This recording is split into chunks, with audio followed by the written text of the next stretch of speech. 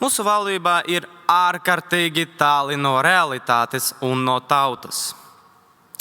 Viņi uzskata, ka ģimenes un iedzīvotāju labklājība ir ļoti labi attīstīta, ka viņi veicina attīstību ekonomikā un ka efektīvi vada lielus projektus.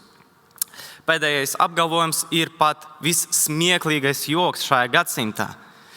Lai to pamatot, man pat nevajag daudz vārdus. Mēs varam paspēlēt tādu mazu spēli. Es saku pirmo vārdas daļu, jūs sakat otru. Es saku Air, jūs sakat Baltic. Es saku Rail, jūs sakat Baltic. Jau ar to viss ir pateikts, tikai iedomājoties. Šogad vasarā Air Baltic bija atcelti vairāk nekā 4600 reisi, kas skara vismaz 67,000 pasažieri. Eksploatācijai nepietiekamo lidmašīnu skaita dēļ.